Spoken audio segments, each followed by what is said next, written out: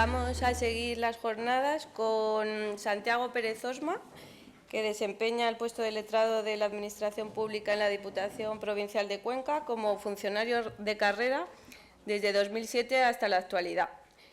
Completa dichas funciones con las de delegado de protección de datos con certificación ante la Agencia Española de Protección de Datos. Su ponencia se llama Defensa Pública Local en lo contencioso administrativo en clave de pequeños y medianos municipios. Santiago, no sé si te pueden interrumpir para hacer preguntas o al final. La idea es esa, que todo el mundo intervenga sobre la marcha, porque yo vengo a exponer, también me gustaría que ustedes me puedan aportar a mí lo que crean conveniente y, por lo tanto, en la medida de lo posible, vamos desarrollando un diálogo, porque solamente hablando yo seguramente se nos haga todo muy largo, sobre todo a mí. Así que no hay ningún problema. Vale, lo único, por favor, las preguntas que hagáis, levantar la mano, porque es que si no usáis el micro no se oye en la grabación.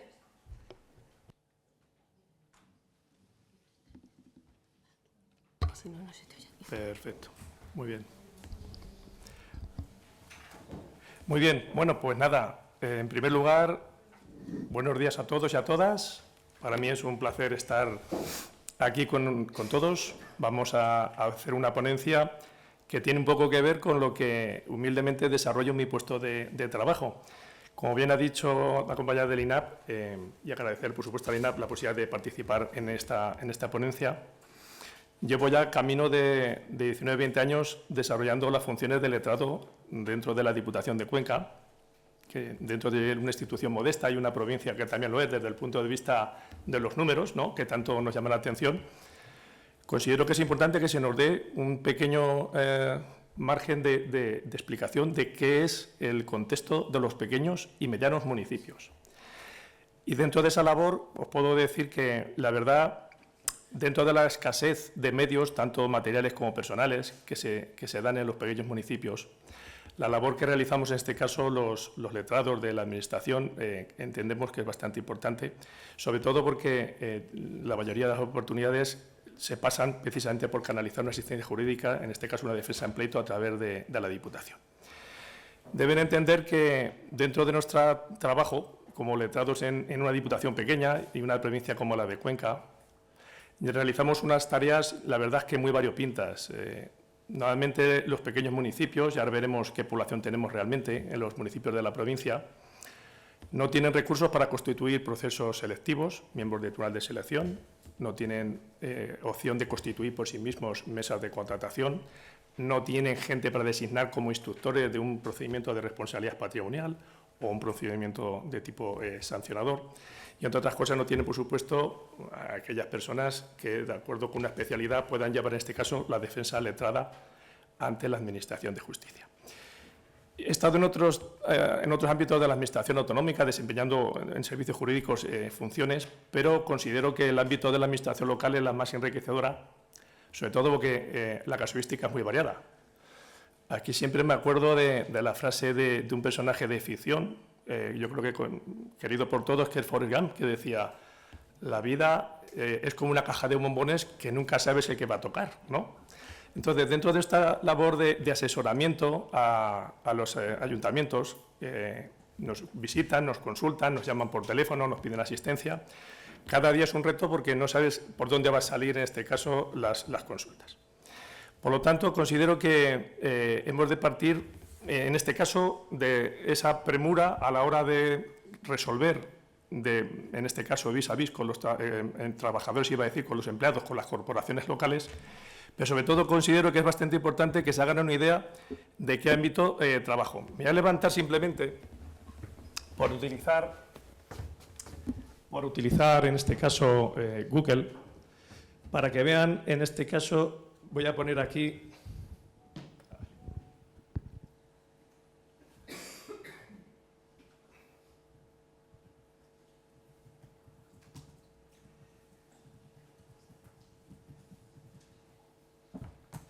si yo digo qué municipios tenemos en la provincia, y voy, por ejemplo, a la primera llamada que viene aquí, la Wikipedia, veremos que la provincia está muy fragmentada. Hay del orden de 238 municipios. Si se dan cuenta, y nos vamos al tramo de población,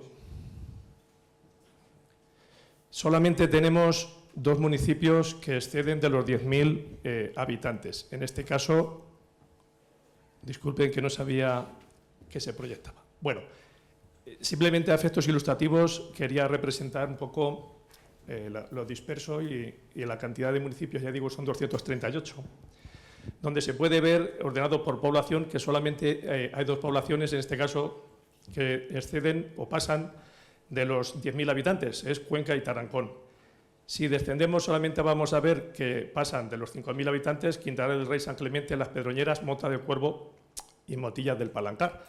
El resto de los municipios, si descendemos, veremos que la verdad es que la cantidad de población desciende hasta que si nos vamos al final de la lista, empezaremos a ver municipios que bajan de los 700 habitantes, 600, 500, y luego hay un tramo donde empiezan a haber poblaciones de menos de 200, menos de 100 habitantes, hasta terminar por algunos que realmente tienen una población de menos de 100. Si se dan cuenta, la cantidad de municipios que hay con una población ínfima, una población prácticamente inferior a los 100 habitantes, es bastante grande. Incluso el último, Arandilla del Arroyo, tiene exclusivamente una población de 9 habitantes.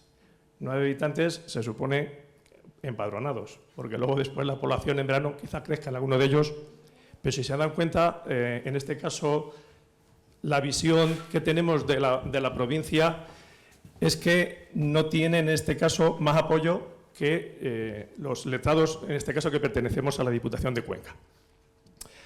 Es más, dentro de esa amalgama de municipios, todavía tenemos 4 EATINes. Bueno, el término EATIN todos los conocemos, ¿verdad? Sí, las entidades con ámbito territorial inferior al municipio. Tenemos 4 EATINes. Hasta el punto es desconocido este asunto que, por supuesto, en el ámbito judicial hasta suena un poquito a chino. Si me permiten la anécdota, en una comparecencia que hice en el ámbito de unas diligencias previas con un alcalde de una EATIN, ante las preguntas de su señoría empezaba a decirle: oiga usted, en relación a su actuación, dígame a qué empresa pertenece usted, qué tipo de prevención de riesgos hace su empresa. Y el alcalde en alguna ocasión ya le tuvo que decir: yo no trabajo para una empresa, pertenezco a una EATIN. Y ante las preguntas reiteradas de su señoría, al final le dijo que dejara de preguntarle en términos de entidades privadas porque realmente era una administración, lo único que de un ámbito territorial muy pequeño. He hecho toda esta intervención con la finalidad de que conozcan un poco, insisto, el ámbito de los pequeños municipios. Y mi pregunta, ya casi con carácter preliminar, es: ¿alguien de los que están aquí reside en un pequeño o mediano municipio? Por allí 2 manos, 3. Hay algunos. ¿Residen en uno de pequeña población o en uno de mediana población? Correcto, muy bien. Vamos a ver, el término de pequeño y mediano municipio viene bien para unas jornadas como las que nos ocupan, pero realmente no hay una definición en la ley de lo que diga que es pequeño y lo que es mediano. Lo que sí sabemos es que, con arreglo a la ley de bases, un gran municipio es aquel que excede de los 250.000 habitantes, ¿cierto? Y que la ley de bases utiliza mucha terminología en función del número de población para, digamos, imputarle, exigirle o pedirle que preste una serie de servicios o desarrolle una serie de competencias, ¿verdad? Quizá el número de población importante aquí en este ámbito son los 5.000 habitantes para muchas cosas, a efectos organizativos para que tengan pleno, alcalde y tenientes de alcalde, que es la estructura organizativa básica. Pero el término mediano simplemente nos va más a referir al que no es grande, y al no ser grande es pequeño, por lo tanto es un término intermedio que de acuerdo con la normativa sectorial se le podría calificar de tal. Lo digo porque los que vivís si me permitís que os tutee, los que vivís en este tipo de municipios veréis un poco las carencias y también muchas veces la fuerza de voluntad que se le pone a casi todas las cuestiones que van a parar al ayuntamiento desde el punto de vista administrativo y que luego termina en lo judicial. Por ese motivo, sobre la justicia y el derecho, os he puesto ahí varias frases famosas, o por lo menos a mí me resultan chocantes, que tienen que ver con un gran teólogo, San Agustín, que decía: Justitia porro es ea virtus quae sue quique distribuit, que significa: la justicia da a cada cual aquello que se merece. Por supuesto, era muy optimista, veía las cosas desde un punto de vista teológico, Y sin embargo ya, pues un poeta y dramaturgo francés, Jean-François Casimir de la Vigne, decía: el derecho es la más bella invención del hombre contra la justicia. Y yo me remito nuevamente al refranero popular español que, por razón de todo lo sabio que es, nos dice: juicios tengas y los ganes. ¿Saben por qué dice eso el refranero? Dice eso porque lo normal es que cuando tengo un juicio, aunque lo gane, lo normal es que me suponga alguna merma de mi poder o de mi riqueza. Solo porque no impongan las costas o porque tenga que pagar honorarios de los profesionales que intervienen en el pleito, lo normal es que no me quede en el mismo punto de partida. Por lo tanto, de acuerdo con este refranero y lo que estoy contando con carácter preliminar, es que la defensa pública en las administraciones realmente parte desde la base, desde el momento administrativo en el cual vamos a dictar ese acto administrativo. Si lo hacemos correctamente, lo fundamentamos bien, la defensa luego después será muy fácil, entre comillas, y sobre todo la tendencia que tenemos que tener es a evitar el pleito. Claro, viniendo estas palabras de un letrado, pues dirán: ¿usted que quería al paro o que no le llegue ningún tipo de trabajo a su sitio? Pero desde un punto de vista de los recursos y sobre todo del buen fin de la actuación administrativa, es importante que los asuntos no deriven en los juzgados. Por eso, dentro de lo que acabo de ponerles, hay otra cosa que me aplico yo mismo y es mejor una lectura de un buen libro de un jurista, un buen libro o cualquier artículo que se publica en las redes, porque es mucho mejor aprender de esa manera que no de la amargura de una sentencia desestimatoria. Lo digo por la frustración que le genera a un letrado, en este caso, perder un pleito. ¿De acuerdo? Bien, por continuar. Vamos a ver brevemente, en el tiempo que tengo de exposición, cuál es el ámbito de los municipios de pequeña población y sus limitaciones, cuáles son las partes intervinientes en los juicios de las administraciones públicas. Algunos conceptos de estos no se tienen claros en el ámbito de cada trabajo que realizamos nosotros. Cómo se hace la defensa pública de los municipios de pequeña población y sus distintas fases. Y, por último, lo que yo considero que es el expediente estrella o el más habitual, sobre todo en el contexto de los pequeños municipios, que es la responsabilidad patrimonial, que me imagino que todos y todas nos hemos tenido que enfrentar, hemos visto, hemos tramitado, hemos participado en alguna instrucción. Por cierto, de los que estamos aquí, yo sé que hay letrados y letradas. A ver, ¿quiénes de los aquí presentes son letrados y letradas? Hay bastantes, fenomenal. ¿Secretarios y secretarias o interventores de ayuntamientos? También bastantes. Y luego otros técnicos y responsables a nivel estatal y autonómico, también los hay. Vale.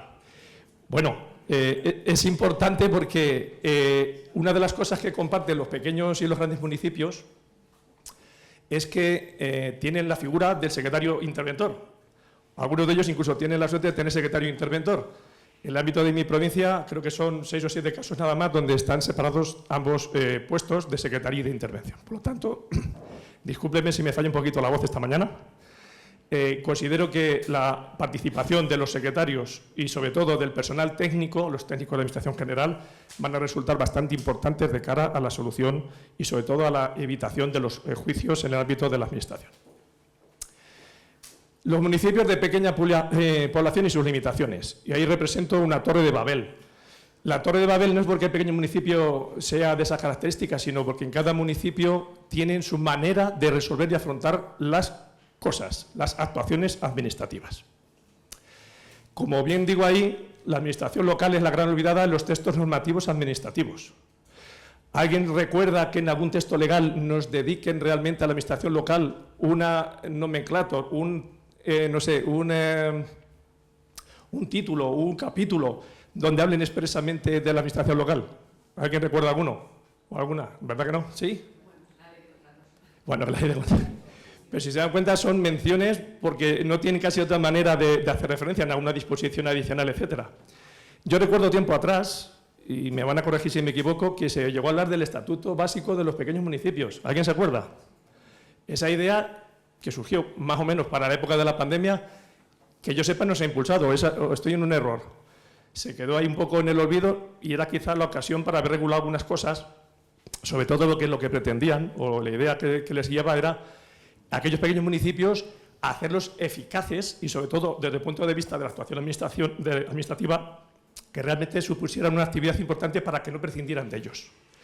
Sin embargo, después de la pandemia parece ser que las tornas ahora pasa precisamente por potenciar esos pequeños municipios, porque quieren que la población se fije en esos pequeños municipios, que no desaparezcan. Con el tema del teletrabajo y demás, evidentemente ese tema parece ser que iba a ir a mejor suerte, pero en la actualidad ahora mismo, que yo sepa, con la implantación de las nuevas tecnologías, con la implantación de la administración electrónica, me imagino que esa idea también se ha quedado un poquito ahí en el olvido. Por lo tanto, yo creo que es la gran olvidada de los textos normativos administrativos. Si me permiten, hay alguna excepción por la cual considero que es a veces alguna ventaja. Y les voy a aportar algo porque me imagino que la idea, insisto, es que yo les aporte cosas, seguramente haga cosas que no están bien, pero de las cosas que yo llevo en mi trabajo se las puedo trasladar. Por ejemplo, hay una sentencia del Tribunal Supremo de octubre del 24 que hace referencia a la no obligatoriedad por parte de los pequeños municipios, porque la normativa que hay en el sector de la depuración de residuos o de aguas residuales y el tratamiento de las aguas que en este caso se recogen de la red de abastecimiento y de saneamiento, dicen que no tiene que hacerse tratamiento de esas aguas. ¿Por qué? Porque extrapolan en este caso al derecho español la normativa, en este caso europea, y evidentemente cada comunidad autónoma ha legislado en ese ámbito. Casualmente, yo pertenezco a Castilla-La Mancha, hay una sentencia del TSJ de Castilla-La Mancha que a la hora de las múltiples sanciones que se imponen a los municipios por hacer, en este caso, uso en este caso de los torrentes, de los ríos, etcétera, para las aguas no tratadas, las echan evidentemente a los cauces, hay unas sanciones que de forma periódica, cíclica, incluso continuada por parte de las confederaciones de sancionar a los pequeños municipios por no disponer de una EDAR, de una estación, en este caso, de depuración de aguas residuales. ¿Qué dice la sentencia? La sentencia dice, mire, no puede usted sancionar a un ayuntamiento por no haber realizado dicho tratamiento, porque la normativa dice que solamente es con municipios superiores a 5.000 habitantes. Si echamos mano creo que es el artículo 26 de la Ley de Bases de Régimen Local, ahí dice que son aquellos servicios obligatorios a prestar por cualquier administración local. Que si el alumbrado público, en este caso recogida de residuos, limpieza de viales, etcétera. Pero no recoge en este caso el tratamiento de aguas residuales urbanas. Como hay una normativa específica que transpone, insisto, el derecho autonómico y la propia comunidad autónoma ha tenido que legislar al respecto, dice el Tribunal Supremo, donde no dice más de 5.000, se dice a partir de 5.000, evidentemente no se le puede exigir a un municipio ni de 2, ni de 5, ni de 3. Esa sentencia es bastante importante porque Confederación, en este caso, o a la hora de instruir esos procedimientos sancionadores, suele aplicar un criterio más o menos estático o inamovible, que resulta en este caso que debería ser vencido por lo que acaba de decir, evidentemente, una jurisprudencia que vincula a todos, que es la del Tribunal Supremo. Por lo tanto, el Tribunal Supremo dice los conceptos de grandes aglomeraciones y habitantes X no significa que tenga que ser municipios ni población, en este caso, que tenga empadronada el municipio. Por lo tanto, entiendo que a partir de esa sentencia, todos estos juicios que hay por razón de unas sanciones, insisto, que pueden recaer en los municipios, yo me manejo en el ámbito de los pequeños municipios, pero me imagino que en los grandes les habrá pasado. ¿Alguien ha tenido algún problema con algún tema relacionado con los residuos, con el tratamiento de aguas? ¿Nadie? Bueno, sí.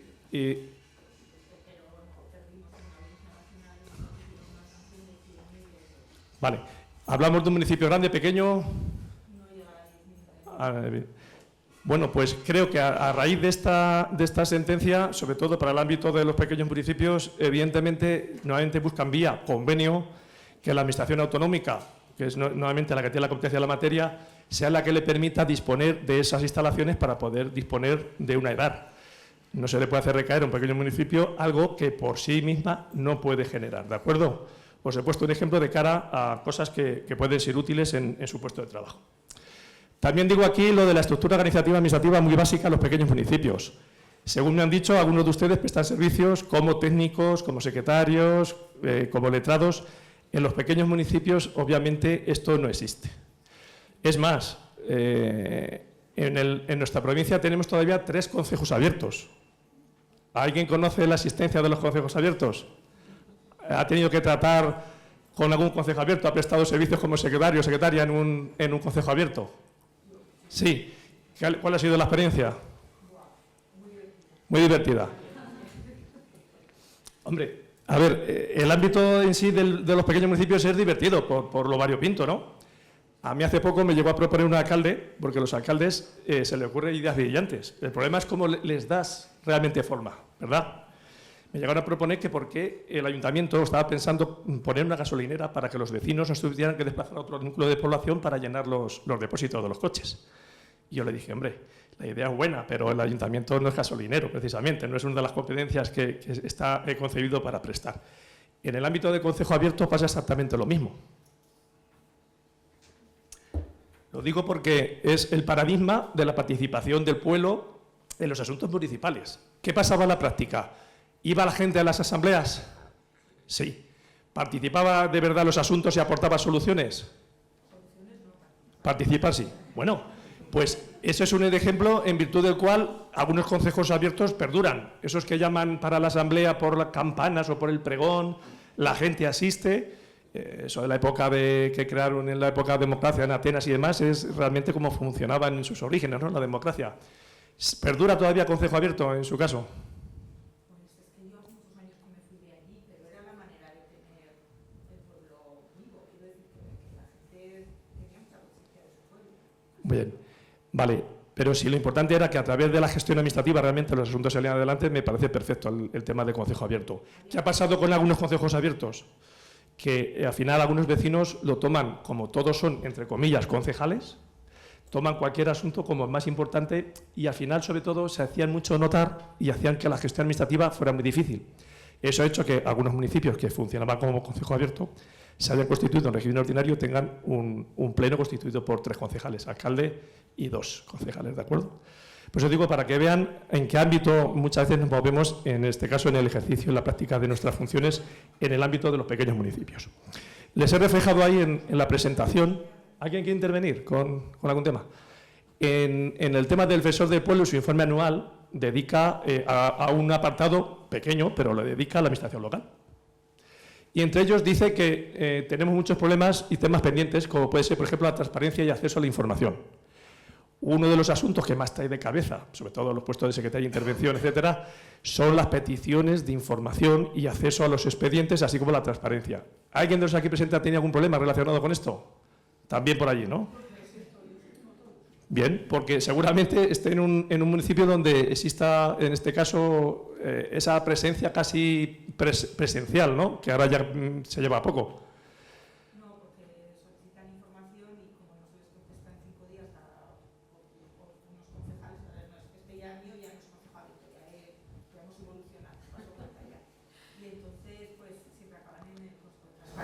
Todas las solicitudes. Bien. Bueno, a ver, lo que yo siempre digo en este tipo de procedimientos es hay que darle acceso no solamente a los interesados, sino a cualquier persona que solicite información. Para eso hay una normativa de leyes estatales y autonómicas en materia de transparencia, no solamente de los procedimientos finalizados, sino de cualquier otro en los cuales se le tiene que facilitar, y para eso incluso hay órganos específicos que son esos consejos de transparencia que establecen las pautas por las cuales se debe ejercer y canalizar este tipo de peticiones. Más cosas. Dice también que tenemos problemas con el acceso a la información municipal y a cuestiones organizativas y mejora de servicios como las inscripciones padronales. Hombre, lo de las inscripciones padronales, casi siempre que hay algunas elecciones, trae bastante tema de conflictos, ¿no? De si resides o no resides en el municipio o si se ha tramitado bien tu empadronamiento. El tema de la mejora de servicios, nuevamente con el tema de la administración electrónica y sobre todo con esto de la Agenda 2030, los objetivos de desarrollo sostenible y demás, en la medida de posible se van llevando a cabo, sobre todo a efectos de subvenciones. Luego, desde el punto de vista organizativo, que sepan que los municipios donde yo me manejo hay alcaldes y alcaldesas que trabajan en régimen de dedicación parcial. Eso casi siempre en el pueblo suele ser una comidilla, ¿no? De por qué pides la dedicación parcial, porque madre mía, no sé qué, para un pequeño municipio seguramente no haga nada. Este tipo de comentarios surgen. Obviamente no hay una dedicación exclusiva porque por razón de que no tienen siquiera 1000 habitantes no lo pueden tener, no sabríamos en ese caso. Pero lo cierto y verdad es que nos movemos y se dan cuenta en un ámbito donde todo es como una especie de caja de resonancia. Luego después les dibujo aquí los grandes retos en materia de justicia y es una especie de laberinto. sobre todo en los pequeños municipios, yo no sé si en el ámbito de donde prestan servicios, ha habido siempre una especie de confusión hasta ahora de los, por lo que yo sempiternos, juzgados de paz. Acaba el ponente que me ha precedido en el turno de palabra, brillantemente ha expuesto un poco el ámbito de la nueva reforma que ha traído la Ley Orgánica 1/2025 y ha dicho que los juzgados de paz no desaparecen. Va a haber un tribunal de instancia, pero los juzgados de paz no desaparecen. ¿Saben ustedes qué es lo que pasa con los secretarios de los tribunales de paz y con los jueces de paz en los sitios donde existen? ¿El secretario de paz quién es? ¿Perdón? El del ayuntamiento, ¿verdad? Pero eso es, por decir de alguna manera, la manera de entender las funciones, pero el secretario del juzgado de paz no tiene por qué ser el secretario del ayuntamiento. ¿Y el juez de paz quién es, nuevamente? Habla con libertad, no pasa nada. ¿Un vecino? Bueno, vamos a ver, yo estoy cansado de ir a algún ayuntamiento, de hecho he estado en algún juicio llevado a cabo por un juez de paz, que se me ha pedido la asistencia letrada y he estado compareciendo sobre todo por temas de si ha habido injurias, coacciones, algún tipo de injurias o algún tipo de trato, digamos, no correcto de cara al alcalde de turno, porque es muy fácil que se nos vaya un poquito la lengua y hablemos de más contra el alcalde o contra algún cargo electo, ¿de acuerdo? Bueno, pues en los juzgados de paz existe una designación por parte del Pleno, pero quien lo nombra es el Ministerio de Justicia. En el caso del secretario es una persona que designa al alcalde, pero también tiene que venir refrendado por un nombramiento que realiza la propia Administración de Justicia. Lo digo porque casi siempre se canalizan en el mismo ámbito cuando son figuras, en este caso, que ni siquiera tienen por qué ser personas facultadas desde el punto de vista de su licenciatura o conocimientos en Derecho. No hace falta que sea licenciado en Derecho, no hace falta el juez de paz que sea, obviamente, con los estudios, ninguna oposición relacionada con la judicatura. Por lo tanto, las prestaciones se realizan como buen componedor que realiza, en el caso, algunos juicios en el ámbito de la administración pequeña y no tan pequeña. Con la nueva ley orgánica que ya nos han expuesto, ahí no me quiero entretener, los juzgados de paz se transforman en oficinas de justicia. ¿La oficina de justicia quién la compone? ¿Perdón? El ayuntamiento, en el sentido de que, a pesar de que no es personal del ayuntamiento, ha sido designado por él y está la Secretaría del Juzgado de Paz, que ahora se va a convertir nada más y nada menos que en los servicios comunes. Es decir, casi todas las tramitaciones de los asuntos que se realicen en el ámbito de los tribunales de instancia, en aquellos municipios en los cuales no sean cabeza de partido, como ha dicho el ponente que me precede. En el caso de nuestra provincia tenemos 4 partidos judiciales. Está Cuenca, Tarancón, San Clemente y Motilla del Palancar. Fuera de esos no hay tribunales de primera instancia ni tribunales de instrucción. Solamente existen los municipios que evidentemente tienen sus juzgados de paz. Por lo tanto, al final, la labor y la tarea que realiza en este caso el juzgado de paz considero que son bastante importantes. ¿Qué más? Os pongo ahí que la creación y constitución de los tribunales de instancia, evidentemente, vienen por cuestiones básicamente tecnológicas, de aprovechamiento, en este caso, y agilización de los asuntos judiciales. Eso ya se verá porque tiene un calendario de aplicación gradual, como nos ha dicho. Y luego después, el impacto en los municipios desde el punto de vista económico. Ya saben que no son funcionarios estricto sensu del Ministerio de Justicia, pero sí perciben una cantidad anual para realizar esas tareas. Y sobre todo para el tema organizativo y económico, pues los medios, evidentemente, de ordenadores y demás van a ser costeados, en este caso, por parte del Ministerio de Justicia. La participación de los ayuntamientos básicamente es que van a ser los que designen quiénes van a estar al frente, en este caso, de ese tipo de oficinas de justicia, como acabo de decir. ¿Qué pasa con la ausencia de medios personales y materiales? Pues que se genera, en este caso, en el ámbito de trabajo, una dependencia básicamente de los servicios que prestan las diputaciones provinciales. También hay aquí letrados y funcionarios de diputaciones, ¿verdad? ¿Quiénes? Y Consejo, la verdad. Muy bien. ¿Vienen además de Ibiza? ¿Puede ser? Bueno, me imagino que allí también habrá una dependencia importante respecto a los servicios que presta la Diputación en el ámbito de las administraciones. No tanto. ¿Por qué no tanto? Porque son muy potentes los municipios de aquí, tienen mucho dinero. Las islas son ricas. Las Baleares, por lo menos. Y nos cruje el Estado. Vale. Entonces, por esa vía, los municipios tienen entonces una estructura organizativa que le permite, en este caso, sacar adelante los asuntos y funcionar de manera autónoma. Tienen dinero para contratar asesores externos. Bien, ese es un tema, por ejemplo, que también surge bastante, en este caso, surge bastante la polémica, ¿no? Algunos ayuntamientos con poco presupuesto y pocas partidas para destinar, en este caso, a contrataciones externas, lo hacen. Evidentemente están en su derecho. Luego veremos que, en este caso, bueno, ya lo podemos adelantar, los letrados de Administración Pública, como os he dicho, aparte de la defensa y representación en juicio, realizan otra serie de funciones, pero lo que sí sabemos es que, por razón del temario que hay en las oposiciones para ser, en este caso, funcionario de carrera, letrado, en este caso, de la Administración, sí que hay distintos temarios que van adaptados a la realidad a la que nos enfrentamos. Concretamente, en nuestra Diputación ahora tenemos un proceso de contratación, evidentemente, de fijo de plantilla de un letrado en plantilla. En el temario, si no recuerdo mal, había un 10% de la parte de derecho constitucional y derecho administrativo, un 30% de derecho procesal en todas las jurisdicciones, otra parte de un 30% aproximadamente de derecho administrativo y derecho local, otro 10% de urbanismo, otro 10%, si no recuerdo mal, de derecho civil y, por último, la parte de otras que tiene que ver con servicios específicos o normativa sectorial. Si se dan cuenta, con ese régimen de formación, luego las pruebas tienen su examen teórico, un examen, en este caso, de desarrollo y un examen práctico. Lo que se busca realmente es que la gente que entre empiece ya más o menos a funcionar desde que entra. Que realmente no venga alguien a aprender, sino que ya realmente tenga unos conocimientos que le permitan desarrollar eficientemente ese puesto de trabajo.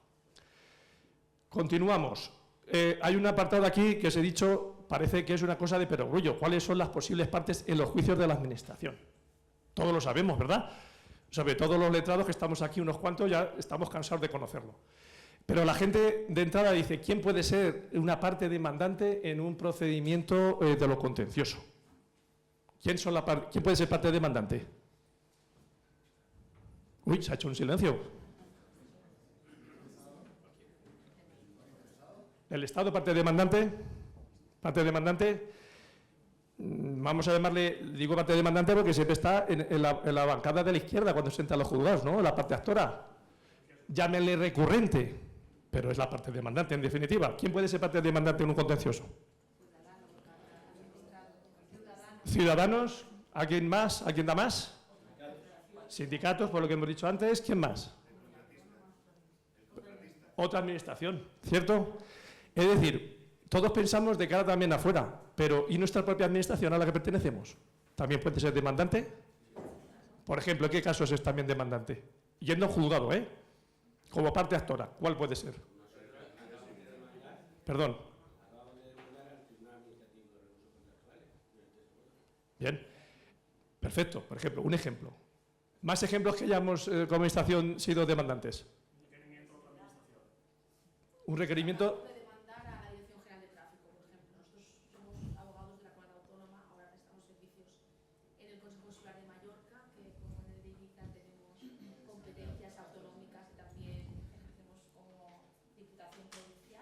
Bien.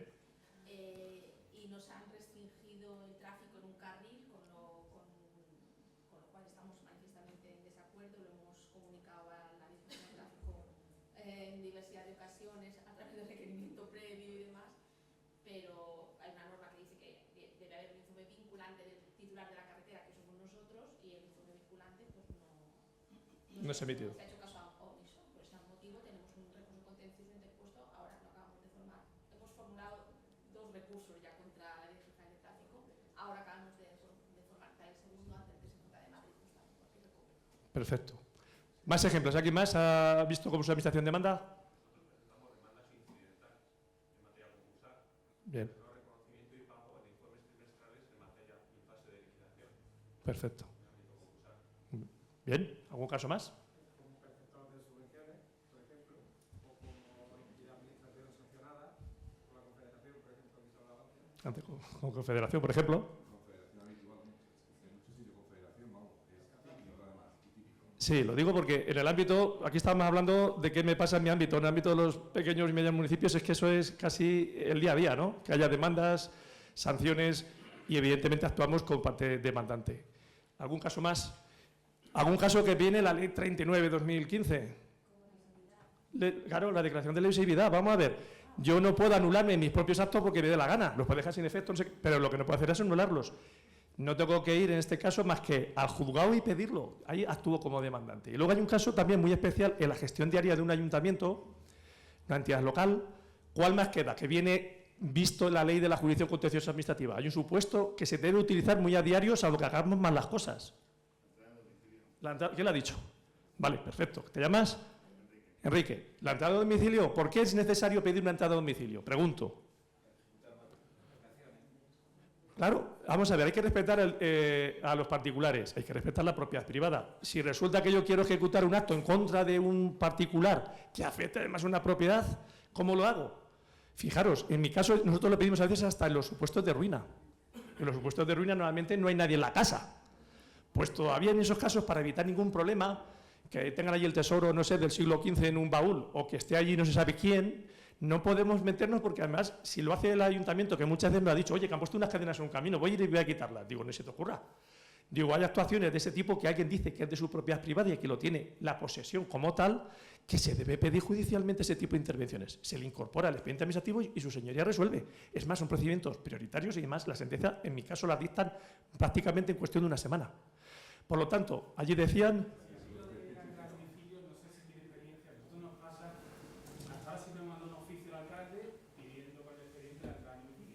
Bien. Me está pasando que ya el juzgado nos dice que presentemos demanda, que ya no le vale el oficio del alcalde. Vamos a ver, no necesariamente se tiene que arbitrar o articular a través de un letrado. Normalmente es conveniente porque, al tener cierta experiencia a la hora de lo que pueda ocurrir la tramitación del mismo, el alcalde o la corporación, desde el sitio donde se encuentre, difícilmente va a poder hacer una defensa correcta de lo que se vaya ventilando en ese procedimiento judicial, que no deja de ser un procedimiento más. Pero evidentemente hay ayuntamientos que tramitan directamente ese tipo de asistencia que no requiere en este caso la presentación a través de una dirección letrada. Pero cualquier cosa que tenga que ver con alguien que pone, insisto, en el dominio público pone allí una especie de vallita delante de su casa, el que corta un camino, el que no paga y hay que entrar en un domicilio porque hay un alquiler o cualquier cosa. No se puede personar allí nadie y por la violencia entrar en un sitio. Se tiene que pedir una entrada domiciliaria, que además se tiene que producir exclusivamente en bienes de dominio público. Si el arrendamiento es de una finca, en este caso particular, y se rige por el derecho civil, ¿dónde tenemos que ir? A la jurisdicción civil. Entonces, recurrir a ese tipo de cosas es ineludible, tanto en un ámbito como en otro, dependiendo en este caso de cómo esté catalogado, en este caso, en el inventario de bienes. ¿Vale? Por lo tanto, puede ser en la declaración de lesividad o la entrada domiciliaria. Ejemplos del día a día, es raro el mes que no tengamos que hacer, sobre todo, de entrada domiciliaria en algún caso. ¿Vale? Bueno, en cuanto a la parte de demandante, está claro que puede ser también la administración. ¿Quién es la parte demandada o quiénes pueden ser parte demandada? Eso es fácil, ¿no? La administración, el que dicta el acto administrativo, ¿cierto? Vale, eso a mí no me preocupa porque eso es muy fácil, pero ahora vamos, y no hablo necesariamente de litisconsorcios pasivos necesarios ni activos necesarios, que tiene que ver con los que pueden figurar como codemandantes y como codemandados. ¿Quién podría figurar como codemandantes? ¿O existe esa figura? No existe. ¿Quién ha dicho que no existe? ¿Por qué no existe? Porque para ser codemandante tienes que recurrir el acto. Entonces, si no recurres, no... Sí, pero si son varios los que recurren el acto, usted y yo podemos recurrir un acto que no nos viene bien, que nos han denegado una licencia. Tendremos que acumular el pleito. Correcto. La solución de los codemandantes, salvo que un letrado lleve la asistencia de varios clientes, imagínense, por ejemplo, un proceso de selección. Yo no estoy de acuerdo en el resultado, no me ha gustado el examen tercero de la oposición. A lo mejor recurro a esa prueba y mi abogado lleva el caso de esta señora y de mí. Por lo tanto, puede haber dos personas que codemanden. Lo que suele haber en esos casos casi siempre es una acumulación de autos, pero que no depende en este caso de ninguna de las partes, sino del propio juzgado, que sabe y conoce de otros asuntos en los cuales existe conexidad, no existe en este caso identidad sobre el fondo. ¿Queda claro? Porque imagínense, yo qué sé, en un proceso o un juicio que tenga que ver con un tema de planeamiento. También en sus trabajos habrán tenido juicios y habrán conocido juicios de planeamiento, de los más variopintos, ¿cierto?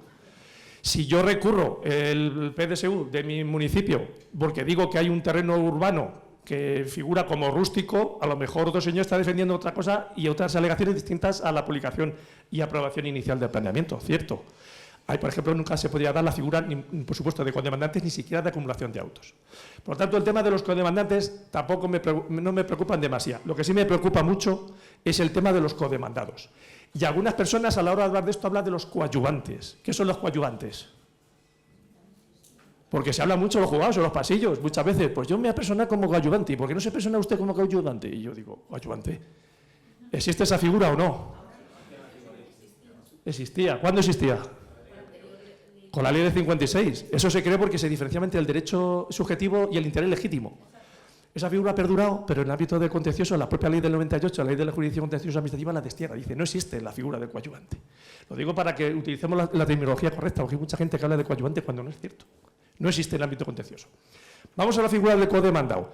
Y aquí hablamos de mi visión de cuál es la defensa pública de la Administración. La defensa pública de la Administración no la hace solamente los letrados, no, ni el procurador cuando es necesario los procedimientos judiciales.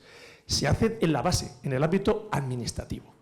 Ojalá me llegaran a mí todos los asuntos que me trasladan, que están en litigio, me vinieran apatenados, si me permitís la expresión. FETEN, es decir, un procedimiento donde están todos los trámites obligatorios y todo perfectamente motivado. Bueno, para mí sería eso como este pecado de Dios que se dice, ¿no? Yo lo que realmente os quiero decir es que en los codemandados, cuando llega cualquier tipo de reclamación al ayuntamiento, no todas se tramitan como debería hacerse, ahora entraremos si nos da tiempo a verlo. Pero desde el punto de vista de lo que va a ser la relación jurídico-procesal, es muy importante que se tenga claro quiénes son o pueden ser codemandados. ¿Existe la figura del codemandado? Sí. ¿Cuáles han tramitado ustedes o creen que debe ser codemandado con la Administración? ¿En qué asuntos? El seguro, en ámbito de responsabilidad patrimonial. Vamos a ver, dentro de los mandamientos del letrado de la Administración local, en el ámbito de la responsabilidad es, por favor, emplazad al seguro. Primer trámite, pero no en vía judicial, en vía administrativa. Vamos a ver, mire, ya hablo con franqueza. En el ámbito ya de la pequeña administración, pero me imagino que a altos niveles también, normalmente no se tramitan en los expedientes y no se les da voz ni se les emplaza a muchas de las figuras clave. Entonces, una de las cosas que no se hace es que cuando me llega una reclamación de responsabilidad patrimonial, muchas veces digo, yo se lo doy traslado al seguro y él que proceda. Pero claro, el seguro tiene sus intereses y el ayuntamiento tiene los suyos. Y a su vez tiene la obligación de tramitar expedientes de responsabilidad patrimonial. Es obligatorio que los tramite, no los puede delegar, no puede haber una suplantación del ayuntamiento. Y yo cuando iba a clase, cuando era pequeño, me acuerdo que nos hablaban de los conjuntos, ¿os acordáis? Los conjuntos se podían ser tangentes, secantes. El seguro y el ayuntamiento son en todo caso tangentes. Es decir, hay un pequeño punto que tiene un interés en común. ¿Qué es? ¿Cuál puede ser? Que se absuelva a la Administración. Entonces, ¿el codemandado cómo se puede definir? Todo aquel que defiende la legitimidad y la juridicidad de lo que ha hecho el ayuntamiento o la Administración o la entidad local correspondiente. Es decir, va a defender que es con arreglo a derecho aquel acto administrativo que ha sido recurrido. Solo en esa condición va a poder ser codemandado. Entonces, ¿a qué hay que decir? El seguro en el ámbito de la responsabilidad patrimonial. El principio básico es, insisto, en la tramitación del expediente que se le emplace para que pueda alegar, probar, aportar. En el ámbito, evidentemente, bueno, en más ámbitos que haya codemandados, aparte de la responsabilidad patrimonial. Sí, sí.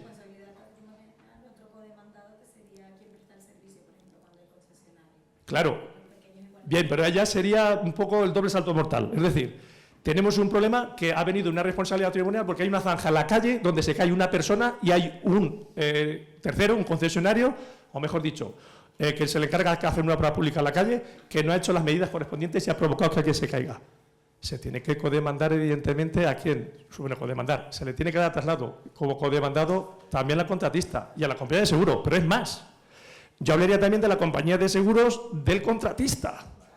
Y empezaría ahí porque esto es como cuando haces una buena receta. Tienes que incorporar un montón de ingredientes que te va a permitir que sea sabroso.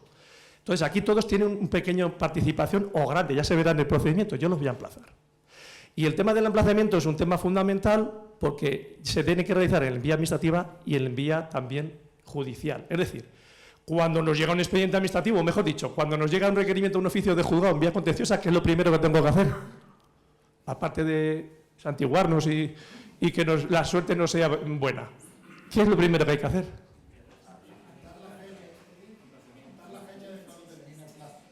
Bien, me parece muy bien la intervención. ¿Eres? Muy bien, pues es una muy buena consejo. Muchos de los que están en los ayuntamientos se rigen, igual que nosotros, yo el primero, por el factor tiempo, ¿no? El factor tiempo es fundamental. Yo creo que quizás más importante en el ámbito administrativo, ¿cierto? La gente cuando no tiene tiempo llega a un asunto judicial, bueno, ya lo veré, y lo mete en un cajón. Claro, si es un procedimiento ordinario, aún tengo un margen, pero que ni en esas, porque los procedimientos administrativos, en este caso abreviados, tienen una fecha de juicio. Si lo meto en un cajón, difícilmente, si no me fijo ni siquiera la fecha de juicio, a lo mejor me declaran en rebeldía. Lo que quiero decir es que no se le da trámite adecuado en el momento. ¿Qué plazos tenemos cuando nos llega un expediente administrativo al ayuntamiento? ¿Qué plazos tenemos según la ley de la jurisdicción contenciosa?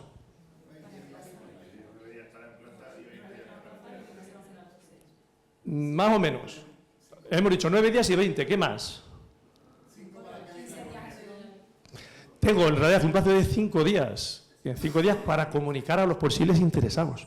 Si yo no tengo claro cuáles son los codemandados o cuáles pueden resultar interesados, no puedo hacer bien mi trabajo. Porque el juzgado lo que le interesa es tramitar a aquellos que ya son parte del procedimiento. Y ellos sí que van a hacer ese tipo de comunicaciones.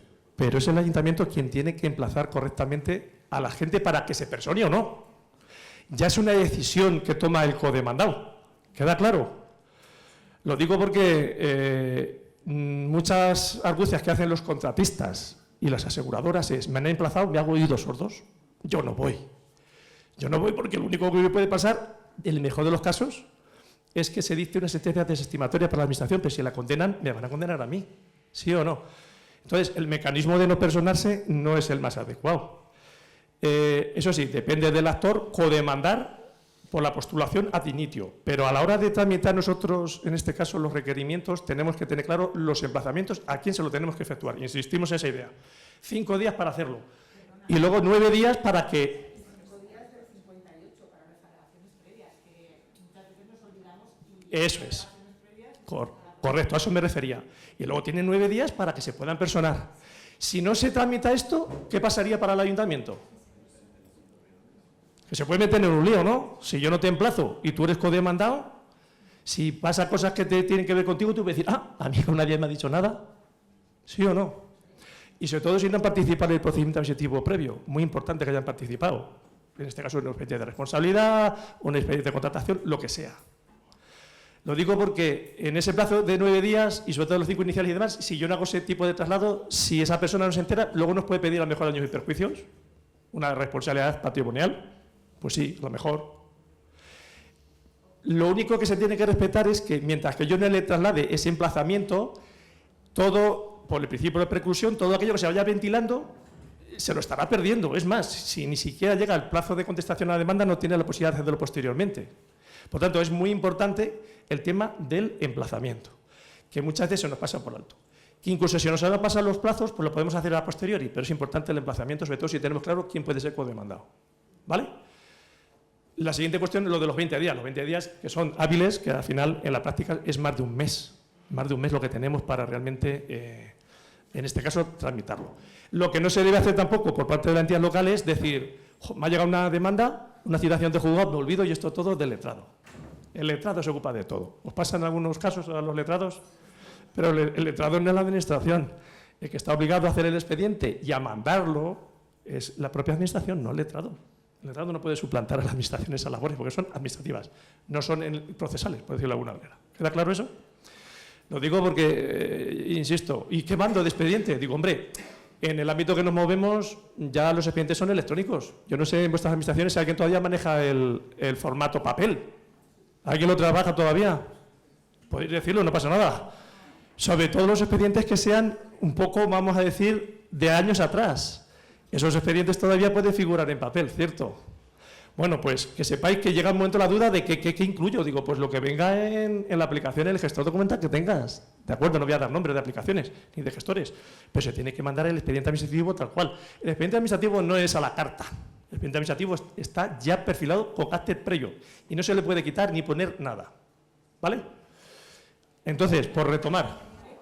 Con el gestor yo sé un problema que pasa, que si lo incluye todo, que es otro tema, pero a la hora de contratar el gestor tiene que dar alguna opción para no incorporar determinadas cosas, como las comunicaciones interiores. Nos ha pasado a veces que como le dan a expediente foliado y sale todo, pero hay cosas que conviene más que no se incluyan ¿Que conviene por qué motivo? No entiendo. Eso es a lo que me refiero, a eso de convenir. Por comunicaciones interiores que se pide un informe, que se pide otro. ¿Qué problema hay?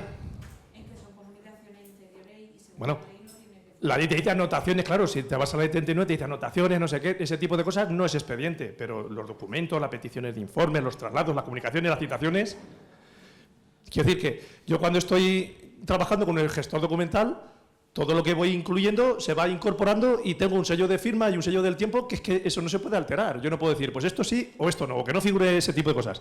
Yo entiendo que el expediente no depende de la voluntad de nadie, sino que consta ahí en la aplicación y se manda tal cual. O datos de otro interesado en los procedimientos. Bueno, a ver, aquí ya entramos en otros ámbitos, y es si puede haber datos de protegidos que estén, en este caso, sometidos a la ley de protección de datos, etcétera. Que lamentablemente la mayoría de las aplicaciones informáticas no contemplan la opción de eliminar, en algunos casos, o mejor dicho, eliminar no, tachar los datos de carácter personal que no aportan nada a la causa y que así afectan a derechos, uno de los derechos fundamentales que tenemos es precisamente la protección de datos, ¿de acuerdo? Fuera de ese tipo de cosas, o si la ley de propiedad intelectual impide, en este caso, que se haga uso de la propiedad intelectual a la hora de redactar un proyecto, eso sí se tiene que amparar, pero ya tiene que ver dentro del ámbito de la normativa sectorial. Dime. Yo quería ahondar en eso, y es que vamos a tener muchísimos problemas en este sentido. No sé si muchos compañeros de aquí se encuentran en la misma situación que yo, pero enviar el expediente administrativo a través de la plataforma INCIDE o a través del EXNET. A través del EXNET es muy sencillo, INCIDE es un infierno, no sé si lo demás es horrible.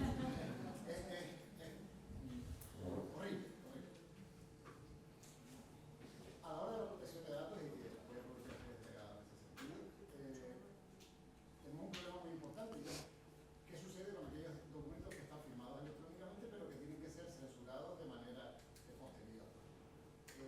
La censura de ese tipo de documentos, hacerla a mano o dejarla de la mano de personal que está en el ayuntamiento y que no está formado y que no tiene que estar realmente formado o ir tanto al detalle, es un problema, va a ser un problema muy, muy grave, porque el documento electrónico se puede, o sea, tienes que no solo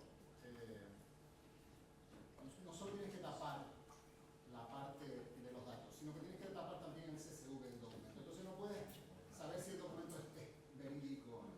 Entonces, ¿cómo, bueno, también lo digo para todos los demás, porque acaso alguien se encontrara en esa situación, cómo solventamos ese tipo de cosas y el tiempo que lleva censurar, o sea, anonimizar un expediente administrativo es enorme. Entendido el mensaje. ¿Alguien que quiera decir algo al respecto de que ha intervenido? Yo, a ver si me lo mandan. Mi hija es letrada del Ayuntamiento de Madrid, ayer estuve cenando con ella y hoy iba a hablar con un juez porque le había puesto en el fallo de la sentencia, le estoy pidiendo la frase exacta, pero vamos, como que era responsabilidad suya que había infringido la ley de protección de datos porque se había aportado documentos, además eran social, no era un expediente administrativo, era prueba. Había aportado documentos sin estar tachados los datos personales. Yo acabo de esta mañana a hablar con el juez porque estaba asustado. Normal. Vamos a ver. Esta, mira, me acaba de enviar. Como sea que se observa que de la documentación, esto lo pone en el fallo de la sentencia, como sea que se observa que de la documentación aportada por la parte demandada se han consignado datos de carácter personal de personas que no tienen nada que ver con el procedimiento, sin que se haya efectuado anonimización ni tampoco consta la autorización para su uso, se remitirá a la Agencia Española de Protección de Datos a los efectos de eventuales responsabilidades, igualmente, el fallo de la sentencia. A ver, ese tema está bien que lo saquemos a colación, aunque ya se empieza un poco a ir fuera de lo que estamos exponiendo por cuestiones sobre todo temporales. Evidentemente, ese tipo de cuestiones, insisto, debería existir en esos gestores documentales la opción de que los datos realmente delicados, de datos personales de las personas que figuran en el expediente, evidentemente se anonimicen, es decir, que no que se tachen. Pero claro, desde el punto de vista electrónico, yo no conozco herramientas que lo puedan realmente hacer. Eso es una cosa. Y otra cosa es el uso que los que participamos en un procedimiento judicial o en la instrucción de un expediente, el uso que hagamos que nos exige el deber de sigilo que nos atañe como profesionales. Es decir, yo en el ámbito de un procedimiento judicial no puedo exteriorizar algunos documentos que realmente tienen que ver con el procedimiento. Por ejemplo, En el ámbito de prestaciones de la Seguridad Social, evidentemente hay un montón de datos que tienen que ver con la enfermedad de una persona, para saber si le tiene que reconocer una incapacidad o cualquier otra cosa. Si no se aportan esos datos, eso no significa que deban figurar datos de otras personas o de otras cuestiones que no tengan nada que ver con el procedimiento. Ahí es donde se debe entrar, no sé de qué manera, por eso lo planteo, desde el punto de vista informático, porque el TIPES es la solución más habitual para ese tipo de documentos. Pero ya estaría adulterando un poco, como dices, el código CSV o la autenticidad del documento, porque estoy adulterando el contenido. Por lo tanto, en ese tipo de cosas, una cosa es lo que tenga que ver con el fondo del asunto y el uso que se haga de él, y otra cosa es que se incorporen documentos que nada tengan que ver y sobre todo que afecten a datos personales de terceros. ¿De acuerdo? Por ejemplo, la impugnación de un plan general de ordenación urbana y han hecho alegaciones millones de personas, tú envías el expediente entero y a lo mejor el que lo impugna es uno. Esa persona, su representante legal o el defensor, tiene acceso a todos los datos de las personas que han hecho alegaciones, sus números de teléfono, sus domicilios. Eso es, eso es. Envías. Correcto. Y luego la agencia no hace nada. Un proceso selectivo. Un proceso selectivo que ahí pides. Claro. Vamos a ver, en el fondo del asunto muchas veces, yo lo digo como instructor, a mí me ha llegado como instructor, no es que hemos abierto un expediente disciplinario contra este empleado público porque parece ser que hace esto, lo otro, lo de más allá, y el abogado defensor ha aportado documentación que tiene que ver con su cliente, donde parece ser que sufre una esquizofrenia, que sufre no sé qué enfermedad mental. Evidentemente, el uso que he hecho yo como instructor de ese tipo de información es estrictamente profesional. Yo no puedo idear esas cosas fuera de mi trabajo. No puedo decirlo ni al ayuntamiento, ni decírselo a mi compañero, ni decirlo en el bar tomando unas cervezas. ¿Queda claro? Entonces, ese tipo de información, cuando tiene que ver con el fondo del asunto y demás, es necesario que se aporte. Ahora bien, en un expediente, evidentemente, donde se traslada porque se impugna un proceso selectivo, no sé para qué sirve que vengan todos los datos con pelos y señales de todos los opositores, si una lista de los que se han presentado. ¿Es relevante que figuren los datos del domicilio, el teléfono y demás, o todas las instancias de lo que se han presentado? Yo entiendo que no. Luego, a la hora de remitir ese expediente, debería haber alguna manera, efectivamente, de esa información, dejarla aparte y que luego no la requieran. Eso me ha pasado, insisto, como instructor de algún procedimiento, donde yo he tenido carpetas distintas que tienen que ver con documentación, instancias, solicitudes, donde vienen datos relativos a la salud, a la orientación, a lo que sea de cada persona, con lo cual esos datos sí que hay que ser un poquito cautelosos y es por el motivo que os he llamado la atención. ¿Vale? Pero también, disculpa, también tenemos ya no el caso contrario, sino que cada juez hace su ley procesal propia. Que nos ha pasado también al revés. Nosotros enviar el expediente pseudo-anonimizado Bien. para que no se pudiera exactamente dar. Eso es. Y nos han pedido el complemento del expediente porque no hemos mandado todos los datos Bien. y que necesitan saber todos los datos del proceso selectivo con nombre y apellidos para poder... Vale. Significa que esa información era relevante para, en este caso, resolver sobre la cuestión de fondo, ¿sí o no? Si el juez lo cree conveniente y te la pide, es un mandato judicial. Si es un mandato judicial, evidentemente, estamos, en este caso, supeditados y, sobre todo, garantizados por el paraguas de la justicia. Nadie nos puede decir que incumplimos, en este caso, un mandato judicial. ¿Vale? Por lo tanto, en ese caso, creo que es lo mejor que hacerlo de la otra manera. Luego, cada uno en ese ámbito que tenga un poco en cuenta a la hora de remitir, pero lo que sí es importante es a la hora de emplazar. Que sepamos que los codemandados en el procedimiento llevan vida independiente de los demandados de la Administración. Lo que no puede haber nunca es un fraude, en este caso procesal. Por ejemplo, que el seguro en mitad del procedimiento judicial coja y diga, no, es que la Administración le reconoció 20.000 euros, pero yo considero que le tenía que haber dado 10.000. Por lo tanto, señoría, digo que se le den 10.000 y no 20.000, como dice la resolución que pone fin al expediente de responsabilidad patrimonial. ¿Sería eso un fraude o no? Un fraude procesal. Pregunto. ¿Puede hacer eso el codemandado, en este caso el seguro? No puedo hacerlo. ¿Por qué no puede? Porque está para defender la resolución administrativa. Y hay muchas sentencias del Supremo que dicen que el conservante desapareció. Correcto. Entonces, si el codemandado defiende la legalidad mía, lo que no puede hacer es volverse en contra mí en el mismo procedimiento judicial. Aparte de ser una puñalada trapera, es un fraude procesal de tom y lomo. ¿Qué significa eso? Si usted no estuvo de acuerdo o que no le parecía bien lo que yo le reconocí, haberlo impugnado en sede administrativa y, sobre todo, podía haberme a mí exigido lo que corresponda en la instancia judicial. Pero en un proceso de responsabilidad patrimonial donde usted me es aseguradora, esa postura no la puede adoptar. Es más, yo llevo ahora en marcha 2 procedimientos judiciales que voy contra un seguro que no ha cumplido su póliza y tengo que ir, en este caso, en mi caso sería un mixto, civil-mercantil, que llevan los dos asuntos, voy al ámbito mercantil y demando a la compañía de seguro porque no ha cumplido su póliza. Es que cayó un rayo y se cargó el transformador de no sé qué sitio. Eso es que no, la póliza dice que no, ¿cómo que no? Y hemos tenido que demandar en ese ámbito a la compañía de seguro, claro que sí. Quiero decir que el hecho de no personarse o negar la mayor no es una solución para que esos codemandados no cumplan con su obligación en el ámbito contencioso. ¿Queda claro eso? Luego existen otras vías. En el caso de que al final en este caso no los condenen, porque solo se puede condenar que por el principio de postulación al que la parte actora haya codemandado, no aquel que se haya traído al procedimiento en su concepto de codemandado. Evidentemente se puede en otra vía, la correspondiente, exigirle las responsabilidades, como puede pasar con un contratista. ¿Queda claro? Luego a veces a los abogados nos queda esa doble tarea que en algunos casos se ponen remolones y no quieren cumplir con sus obligaciones contractuales. ¿Vale? Más cosas que tienen que ver con los codemandados. Dime. Una pregunta respecto a esto del fraude procesal. Sí. Que acaba de comentar. Cuando tenemos un caso de una compañía de seguros que en vía administrativa, una responsabilidad patrimonial, está de acuerdo con que se desestime la responsabilidad patrimonial y ahora está el caso judicializado y ahora se ha sacado de la manga que quiere pagar. Bien. Entonces, claro, va en contra del tribunal. Pero en la vía judicial dices que también decía que no tenía que habérselo reconocido. Claro, en fase de contestación de la demanda, la administración ha contestado a la demanda y ahora están ellos en fase de contestar y ahora dicen que quieren estimar. Pero claro, va un poco... ¿Ellos cómo han contestado? Porque ellos han tenido su trámite de contestación de la demanda. Pero no lo han hecho. Ah. Antes de contestar han dicho, ahora quiero pagarle. Vale, pero vamos a ver. Vamos a ver. Eso ya son vías... Esos son vías de solución extrajudicial, es decir, si yo como seguro le propongo a la parte actora que en vez de cobrar 50 le voy a dar 30, ¿eso es lo que me dice usted? Evidentemente eso lo tendré que plantear en bambalinas, es decir, llamo a su representante y le digo, oye, queremos una solución extrajudicial, yo por mi parte doy esta cantidad, pero no tiene nada que ver con el trámite procesal. En el trámite procesal él no puede en este caso ir en contra de lo que ya se ha dictado en vía administrativa, porque tuvo la oportunidad para plantear su propio recurso.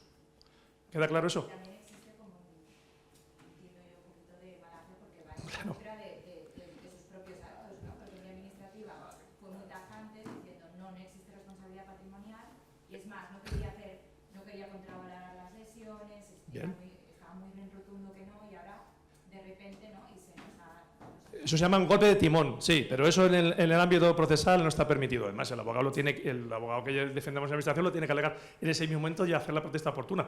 Y plantea que existe un fraude procesal en cuanto que la otra parte, y si es un ordinario por escrito, diciendo que no puede cambiar de tercio, no puede ir en contra de mí, si está defendiendo la legalidad de lo que yo he hecho. ¿Cómo ahora se aprovecha la tesitura? Se puede solicitar en la parte del procedimiento incluso. Claro, por supuesto. Y con las consecuencias que tiene de cara al colegio de abogados correspondiente, etcétera, y en fin, que es un tema bastante serio. ¿Vale?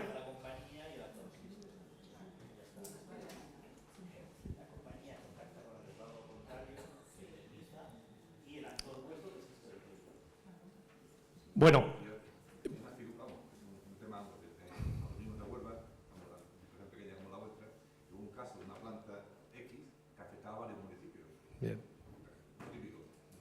Yo represento al ayuntamiento por diputación, demando una resolución de la Junta de Andalucía. ¿Qué pasa? Que después el resto del ayuntamiento también demanda. Claro. Entonces la Junta de Plástico, yo soy demandante, el único demandado del otro, con lo cual la postura es... Bueno, efectivamente, yo lo que recomiendo a todos los letrados es que tengan clara cuál es la relación jurídico-procesal, que puede estar bien constituida. Yo puedo pedir, incluso por la doctrina del hecho nuevo, puedo pedir que alguien participe en el procedimiento o que se emplace a alguien porque considero que tiene una relevancia.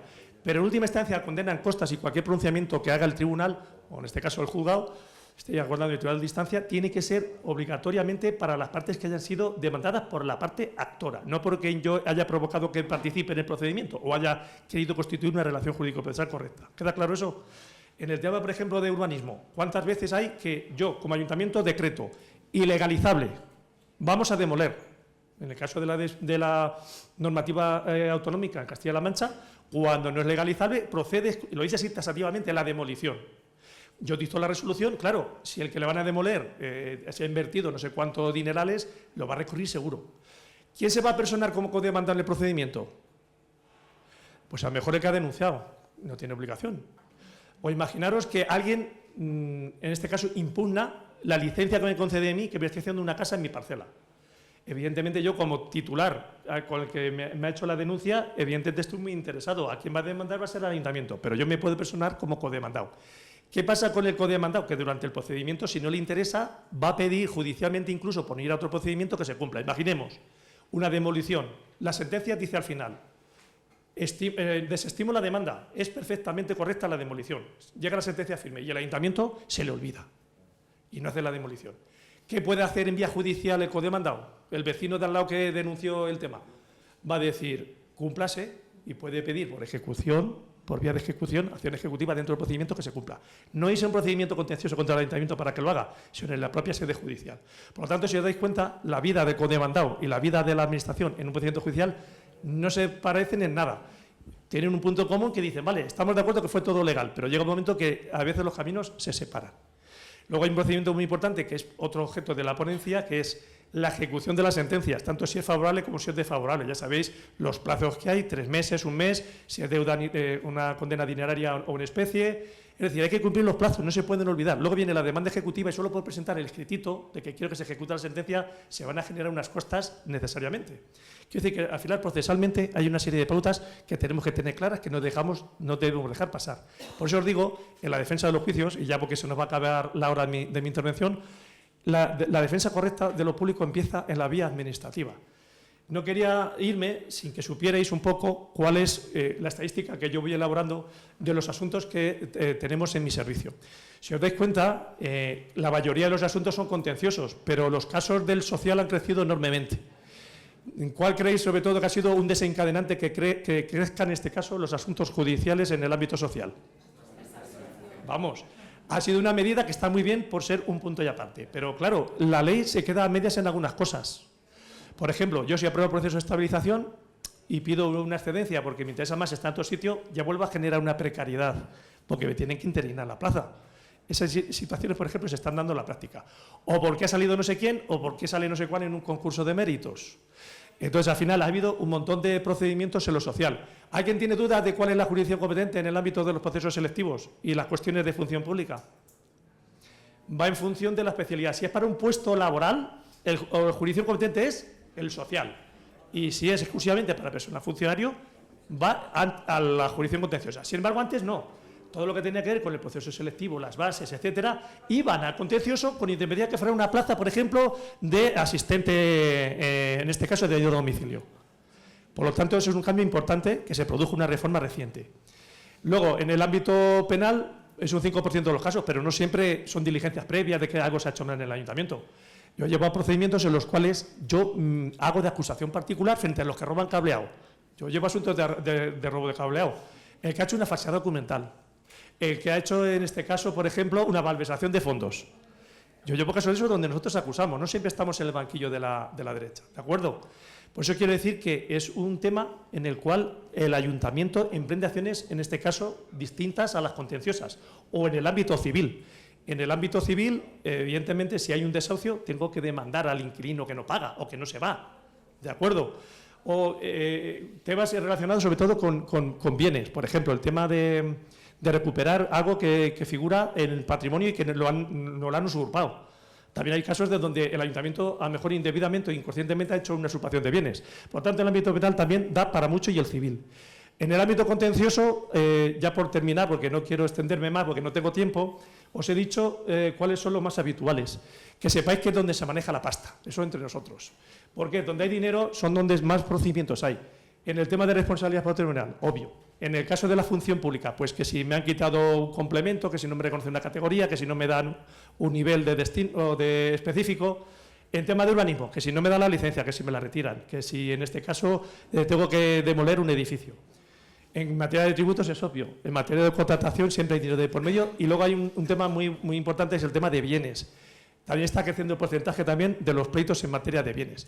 En el resto, yo si queréis, para terminar, voy a mencionar 2 casos que para mí son bastante interesantes. En materia de expropiaciones, normalmente expropiamos, sobre todo los pequeños municipios, lo que buscan es una rentabilidad económica, pero sobre todo para que atraiga, en este caso, actividad al municipio y a su propia población, por ejemplo, los yacimientos arqueológicos. Yo llevaba un asunto en el cual hubo que expropiar un yacimiento arqueológico para garantizar su seguridad, que no viniera por la noche alguien y lo retirara con un toro mecánico y se lleve el bien en cuestión y desaparezca. Entonces, que sepáis que hay una sentencia del Tribunal Supremo que tiene que ver con un municipio, además de nuestra provincia, que se terminó dilucidando en el Supremo en vía casación, donde viene a decir que el dominio público no se puede expropiar. Lo que sí se expropia son las parcelas de donde están ubicados los yacimientos, que sirve para que la Administración haga algo tendiente en este caso solamente a la protección de esos hallazgos. Pero el dominio público no es en este caso expropiable. ¿Queda claro? No es lo mismo tramitar un expediente con esa finalidad que me puede decir la comisión de expertos que vale varios millones de euros, que ha pasado, cuando realmente tendría que ser jurado original de expropiaciones, el que diga qué valoración tiene, pero como suelo rústico, o el suelo evidente de explotación correspondiente, pero no, nunca como yacimiento arqueológico que puede tener un valor, nunca mejor dicho, incalculable. ¿La parcela la ha valorado la comisión de expertos o el jurado? El jurado. ¿El jurado y no lo ha recurrido? Sí, claro. Quiere decir que hay una batalla legal y ellos mantenían que no, porque... Ellos mantenían que tenía que valorar. Claro. Evidentemente, el dueño del terreno quiere que se le dé un valor como beneficiario enorme y como expropiado, pero evidentemente entendíamos que eso no fue así y el Supremo nos dio la razón. ¿De qué año era la sentencia? Esa sentencia, luego, si tienen curiosidad, se la puedo pasar. Ellos un yacimiento de un mosaico, de una villa romana en la provincia de Cuenca, y vino a decir que era patrimonio, mejor dicho, dominio público autonómico, inexpropiable, y que por lo tanto lo único que se pretendía era la parcela donde estaba instalado, simplemente por una cuestión de seguridad. Se le hizo una carpa, no, al principio una carpa y luego después una estructura donde está con la temperatura adecuada y sobre todo a efectos de expoliaciones está protegido totalmente. Y para terminar, solamente deciros que en materia de responsabilidad patrimonial parece que todo está inventado, pero todavía hay algunos resquicios que permiten plantear recursos de casación por motivos de responsabilidad patrimonial. Yo creo que es una materia donde está todo dicho. Bueno, pues la experiencia, la práctica me dice que no. Le voy a poner un ejemplo y ya con esto termino. Un proceso selectivo. Se celebra, se nombran los funcionarios, toman posesión y empiezan a trabajar. Sin embargo, entre tanto, ha habido alguien que recurre el proceso. Va al juzgado, diga sí o no, se recurre, va al TSJ y en el TSJ se anula el procedimiento. ¿Qué pasa con la gente que había sido nombrada funcionario?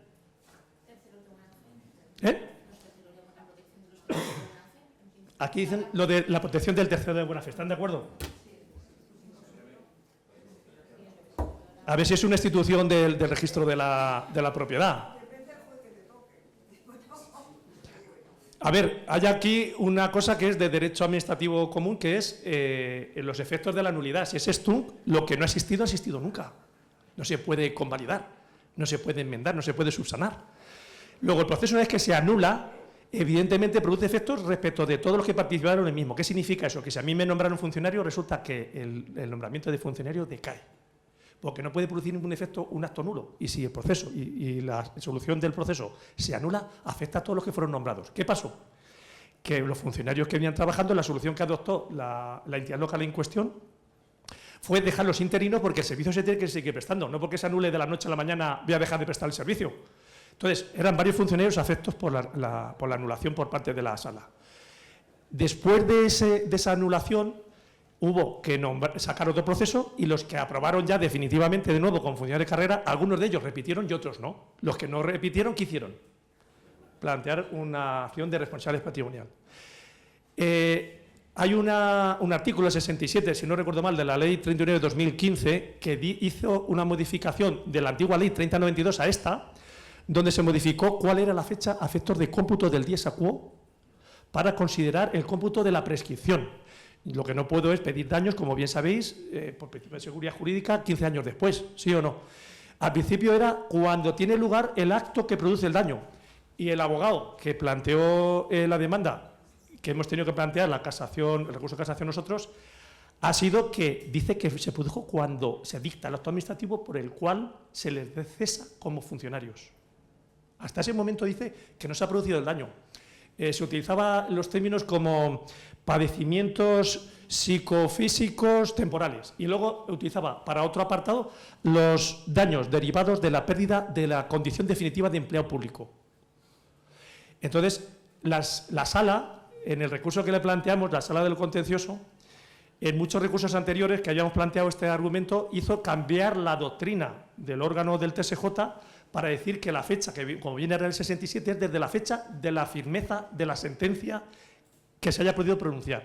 No la fecha en la cual se ha podido dictar un acto administrativo por parte de la Administración, porque había una tendencia desde tiempo atrás donde se decía que era esa la fecha de cómputo del día quo.